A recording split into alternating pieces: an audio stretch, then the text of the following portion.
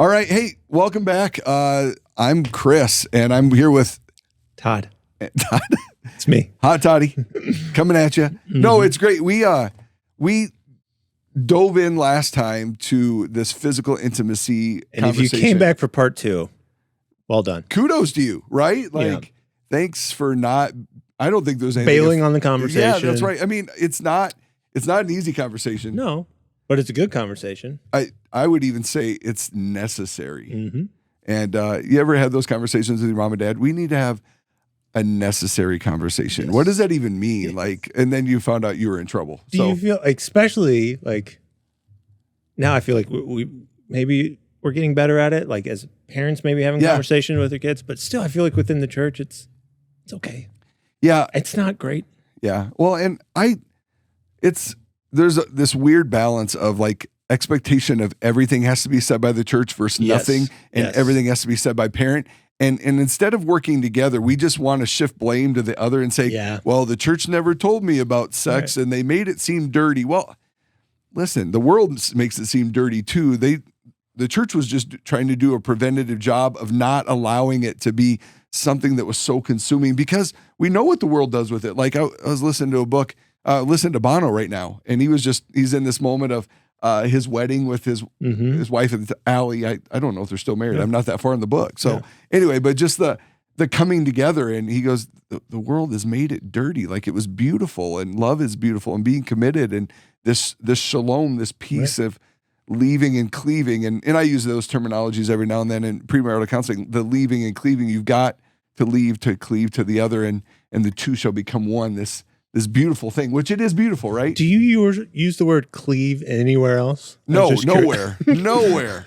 Other than my kids would probably... well done. I was like, well, good use of the word cleave. My kids would probably say, Dad's really cleaving to that hamburger right now. Sheesh.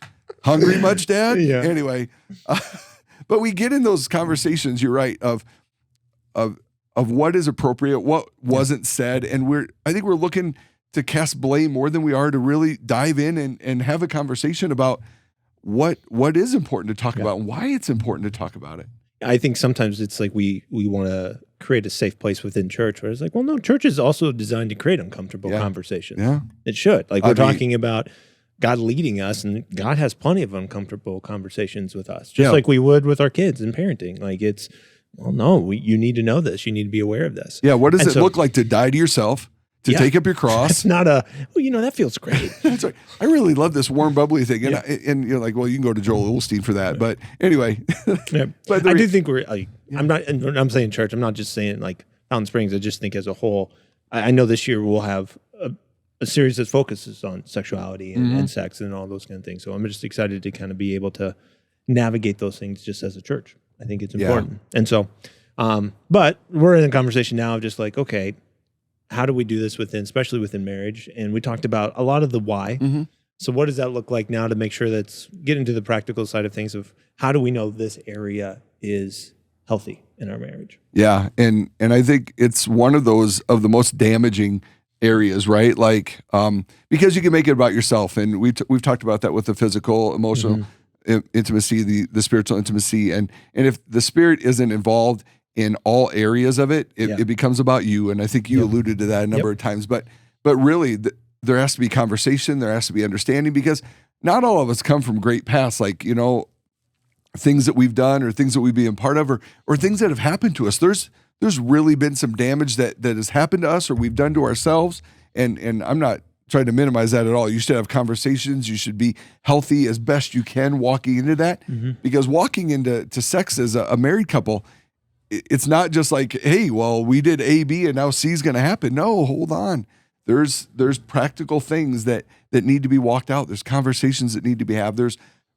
There's areas of guardrails that have to take place. It works too. That's well done. Thank you, man. These are guide rails. Guide rails. We'll call them that from now on. There you go. Forget it. What Andy Stanley says. We've got guide rails. So his guardrails conversation is so 2020. Anyway, but man, I really think how much more amazing marriage could be if couples were to really give intentionality to this conversation. I think most people feel, especially with spiritual intimacy and emotional intimacy, like they have more questions around that area. Yeah. Come to physical intimacy, and it's like, well, I think I know how to run this area. Yeah. And so part of that I go, but there's more to it than that. Like one absolutely. of the areas when I meet with couples, like before I dive into like, hey, sex, I think one of the conversations you got to have first too is also about affection. Because I think physical intimacy plays into this of like, how much affection do you want? Yeah. How much affection does your spouse want? Because that actually can create either you guys being really close, or the opposite, to where you're like, I just, I wish he or she would hold my hand, or I wish, they just put their arm around me or give me a hug right now. And it's not of the sexual nature. No. It's more of this like, hey, I'm here. I'm with you. Like, let's walk through this together.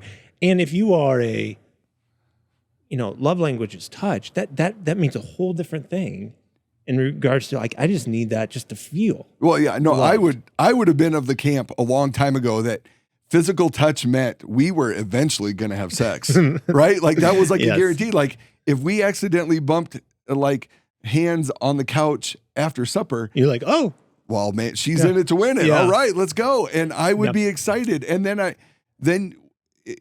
I'll be honest, it's kind of a depressor going, oh, you just wanted to hold my hand, because physical touch is one of my love languages. I love that. I love being close. I'm a hugger. Yep. And for Rachel and I, it's an important aspect, but I agree, not everything has to lead to that, because there are just those areas that need to be filled, that reminded that we're close, that we're valued, not just for what act we can do, but we're valued for who we are as an individual and the part that we play in this relationship, in this marriage. Because physical intimacy also happens within a family too. Yeah, absolutely. Like you hug there, you give that kind of. Yep. On one of my daughters, I feel like touch is a big thing. Like she wants to sit right next to me, like next to me, and some of it I'm like, okay, like you're much right now, like just scoot away. But I also got to be careful with that, because for her. She needs that. And so I go, so couples, you got to see this of like, someone's going to need some of that. And so you may not think, well, that's not that big of a deal, but to them it is. And so it will feel, and this is the one area, like physical intimacy, if it's not happening, if it's not in a healthy spot, it is probably the most rejection like felt. Like you just like, oh, because I also think this is because it's the ultimate act, right? It's this ultimate act of giving everything of yourself, the vulnerable nature, the moment where you are exposed and there's nothing else, and you're going, you don't want me, like, right? And I think of Varsity Blues, right? Like, oh boy, oh man, like, not that I'm endorsing. I was that not movie, expecting that to be. Okay, go ahead, but please. You know what I mean? Like where the girl shows up and the quarterback's like, I don't want this. I don't see this in you. This is not what I envision this being. And I think so many times, like, guys have one way of looking at that night, or just sex in general. Like, man, I get to do this with my wife. I get to have sex. And they're like you're saying, I need more. I need to pay attention to this. I need to be focused in on this. And if those two don't ever like find a way to come together, it's rough. Yeah. Because then it feels like, well, whoever it is, but typically you see on the guy side, well, this need's not being met. Absolutely. Well, then she's over here. Well, this need's not being met. Yep. And so they, instead of trying to help each other find like, I would say middle ground, but serve each other in those areas, they just kind of use it as a weapon. Yep, absolutely. Well, I'm not giving you this until you give me that. And sex should never be used as a weapon, right? Not a practical spot right there. Like, don't use this. No. Because it's we know this in our culture, and we know this just individually, it does have power. Yeah. And so how you use it, how you allow it to function in your relationship says a lot of how you view it. No, absolutely. And there are practical ways I think you could go down there. Like, if this sounds weird, like if you can pick a night, if you have to pick a night, make it. But at least there's intentionality there, because you know that you need to be on your guard that day to be intentional. But like, if you need to be that robotic about it, be okay. But ultimately, I think what you're alluding to is like, if you have it in your head, there has to be so much more that goes into it that day, rather than just showing up, watching some TV, watching the news, going to bed and going, well, I think it's time for us to have sex. And you go, you did nothing that day to convey love or to display affection towards your spouse. And and you know they need it, right? Because nothing's worse than feeling like you get done and you're like, well, I feel used and that was only good for you. You know, and I know this isn't a conversation a lot of people have, right? Like this idea of like, well, that was only good for you, because you have to have that conversation as well. Like it has to be mutually beneficial for both people. It can't just be beneficial for the one where like, well, you got your needs met. And what does that look like? Because I think God's glorified. And granted, when I grew up, that was never a conversation. I think God has to be glorified in this act of sex between you and your spouse. And I would say this is probably why this area gets sometimes a lot of attention, in a sense of like, well, we may not know how to like communicate well. We're working through that. But I do know what this should look like. Yeah. And so we deal, what I in the counseling I've done, and even in my own marriage, is like a lot of dealing with unmet expectations. Yeah. That you're like, well, I thought it was going to be this. I thought our love life was going to be this. I thought our intimacy would be on this level, and it's not. Yeah. And then you go, why? Yeah. Like, what happened? And so some of that is just, well, one, you didn't really talk through expectations. Yeah, absolutely. So talking through them, like, I think it's important to talk about, like, what does our affection look like? I even sometimes have couples do like on a 1 to 10, like 10 being like middle school PDA, like this is the extreme, like you're still the best. I love you. Like just sitting constantly. Is one of you able to breathe? Like, raise your hand if you're in trouble, right? Right. Like, there's that. But then one being like, because I had asked couples, like, what did you see from your parents? Yep. Oh, absolutely. And it is crazy to hear, like, some of them, like, in the middle. I didn't hear too often of like really high numbers on that. Oh, absolutely. But a lot of them I barely saw them be affectionate. So then they're going, well, I guess that's what marriage is. And I go, wait, and that's the part, like, where are your expectations come from? Yep. I look at it as like some of my expectations in this area, especially the affection part. Yeah, I saw from my parents. Yep. The sex part of it came more from what I watched on TV, movies, high school friends. And that's where I'm looking at going, probably not the best resources for healthy expectations. No, and I would say that's the dangerous part. Like, they're the only ones. Like, so many parents thought it was so taboo, so they didn't say anything or didn't show affection. Right. And so I was a product of that, like, able to find whatever I could. And I thought, well, that's what sex is supposed to be like. Wow, that's really interesting. Or whatever the case that continues to show us, because we know that it doesn't just, Hollywood doesn't see a line and culture doesn't see a line and say, that's a good line, let's just stay right there. No, it's all push that envelope and this is involved and this is involved and, oh, you should think about this and, whoa, wait, hold on. Like, and then like you're saying, we come into these conversations with such high expectations or perceived expectations. Like, because you believe that the other person has seen everything you've seen and they're on the same page as you. And that's a gross misnomer right there. Like this idea, like, well, they know what I'm thinking and I know what they're thinking. So we've got to make sure. And then you miss the mark and you think sex is the worst thing in the world because you didn't connect. It wasn't what was built up hype wise. Yeah. And I think it just takes the time and journey to go walking through expectations. I know for me personally, I felt like unlearn some expectations. Yeah. Oh, absolutely. And be like, whoa, those are way like out of bounds and putting a lot of pressure on Tina. That's not fair. Yeah.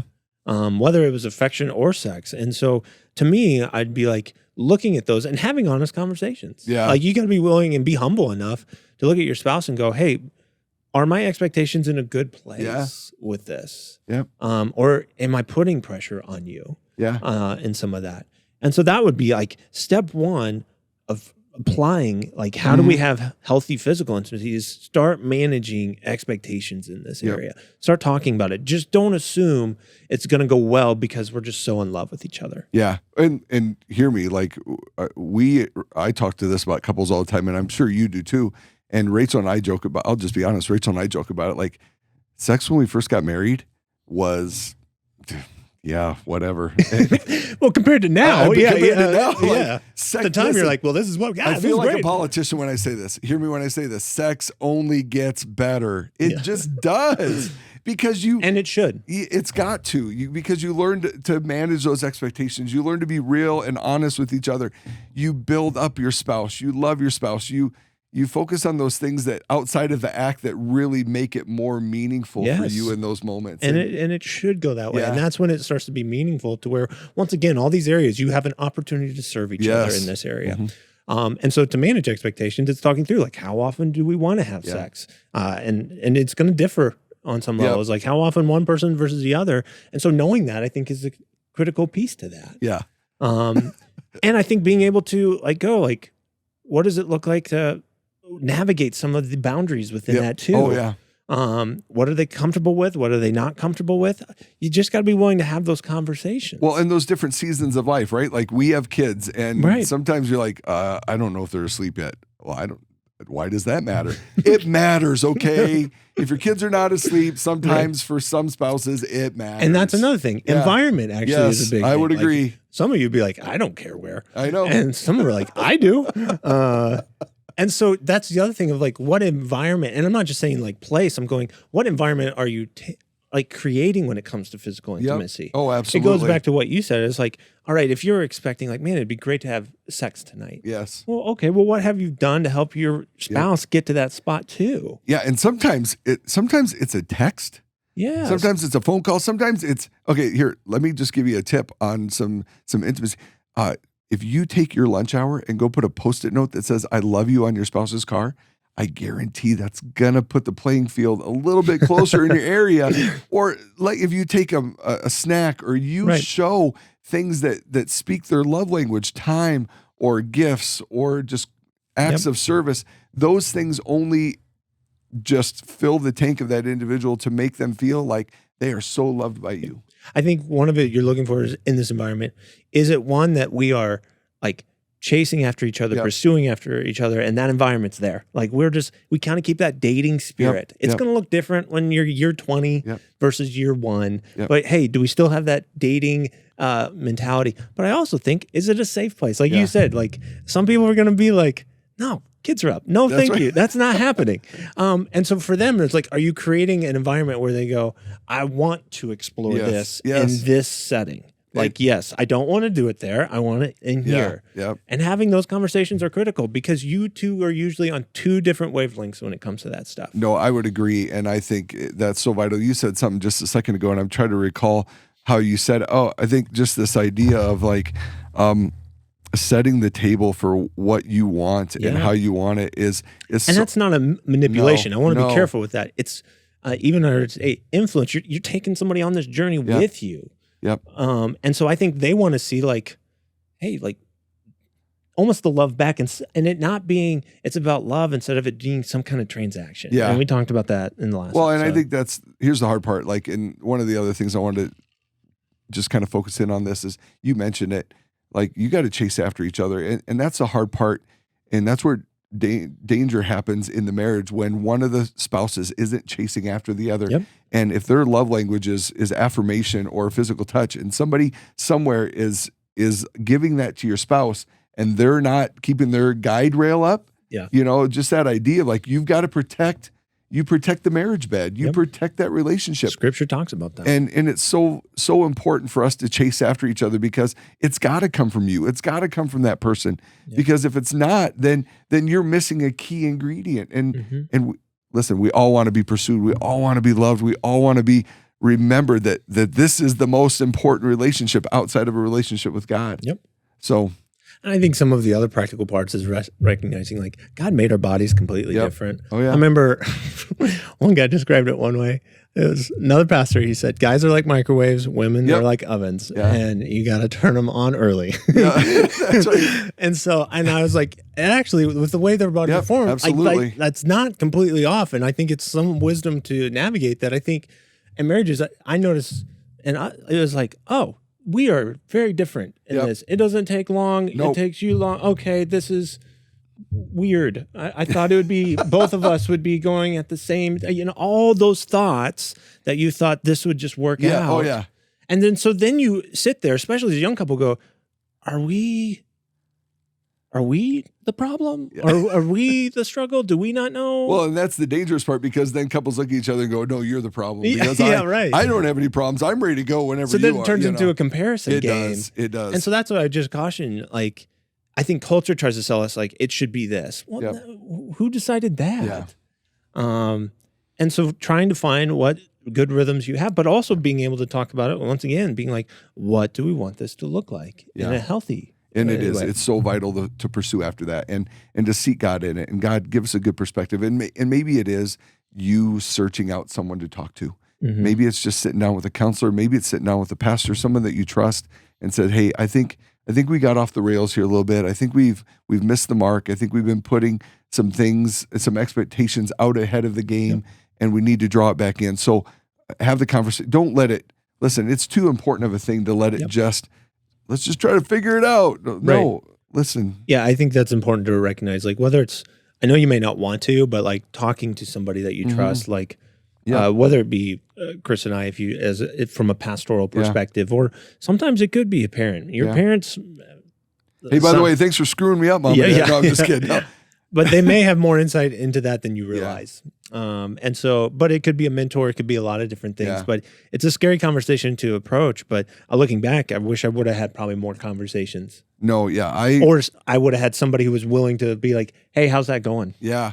Yeah, because there were definitely conversations I was not having with Doug and Susie. Right. Let me just tell you that. Right. And that's totally understandable. It's understandable, but I didn't have anybody else I was talking to, which is the big issue, right? But isn't it funny? Like you can go emotional and spiritual and be like, you just have a mentor wall, like, oh yeah, that makes sense. Physical, we're like, do I need to? I don't think that's. No, I don't think I want to bring that up. No, I don't want to bring that up. Hey, can I have some more? Can I have some more carrots? And hear me. I think even like there's some wisdom in bringing that, because I do think you and your spouse need to like they would want to know you may be talking about that outside. Yes, absolutely. And so that's where you've got to be in an agreement of like, hey, maybe we seek some help together. Sure.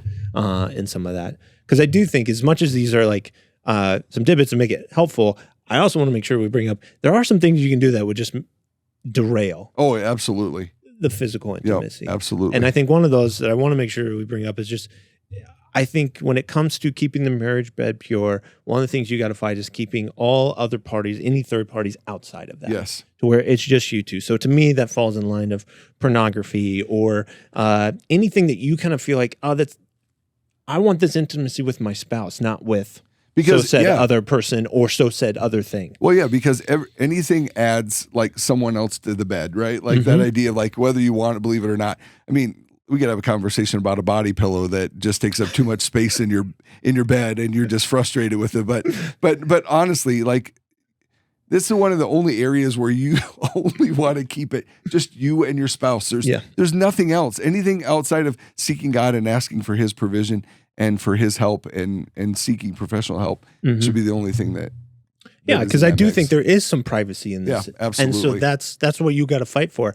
I look at it as like, and I may have said this last episode, but the purity part of this becomes really important. It does. Absolutely. I go, you've got to fight for it. Because now you're not just fighting for, I remember growing up hearing all the time, like, you got to be pure before you marry. Yeah. And I was like, okay, just don't have sex. But then it's like, what I wish someone would have coached on the other side of this. And the reason is you've got to learn to have purity for yourself. Yeah. But then when you get married, you're fighting for purity for not just you, but now another person who you love and care about. And not only that, I think family play comes into that, because when you affect that purity. Yeah, absolutely. It doesn't just affect you. No, especially when you have kids and what you want them to see and what transpires there. So I mean, you could ask anybody who's had an affair and they would know, like it doesn't just affect me. Okay. And so, and that, I think that plays into, especially physical intimacy. It's like, you hear physical affairs, obviously, and emotional affairs, but all of that, people just don't wake up and go, you know what? I want to do that today. No. And and it goes back to pursuing and guarding and being intentional. And it really means both pursuing Christ and first and foremost and what that means. And I think it's so vital to have those conversations. And I hope that this has been beneficial for you as we dove into this. Man, don't think it's going to get better. Act and be intentional with it so it does get better, because it really can be one of the most fulfilling areas of your relationship. And God desired it to be pleasurable and wonderful. So don't continue to put Band-Aids over it and sabotage it. Get after it. I think this area, physical, when it comes to sex and affection, it like takes it's like the icing on the cake, Yes. or it makes it that much better. Where it's like, man, not only do we have these things, we're able to have this, and it's I'm not going to argue special. I mean, it is, and I think God knew that, Yeah. and He's like, that's why I gave you this gift. It's not some ugly, nasty thing. There's so many benefits to it. Not only creating family, but just also a closeness that. You're not going to hopefully share with a bunch of other people. And you're not. No, that's you're not the goal. You're not going to get that closeness anywhere else. Being what is, like Tim Keller says it, right? Like being fully known and fully loved. Yes, and that's what sex is. You're fully known and fully loved, and that's exactly one of the most vulnerable states. Yes, and if that's exactly what a relationship with God was, I think He wants that for every area of our lives. Yeah, and I just thought, even as one last practical thing of like, you can know the question of like, if you keep telling somebody no to this, like that's a dangerous phrase because it starts to feel like rejection. It's about like, instead of no, changing the language to when. Yep. And so just trying to think of other practical ways to help you kind of, sometimes it's just verbiage. Sometimes it's just, what environment am I creating with my spouse in this area? So, all right. Well, hey, thanks for tuning in and being a part of this. We love having conversations with you, even if they're a little bit more charged than most. Spicy. That's right. Saucy. It is the best. All right. See you next time. See ya.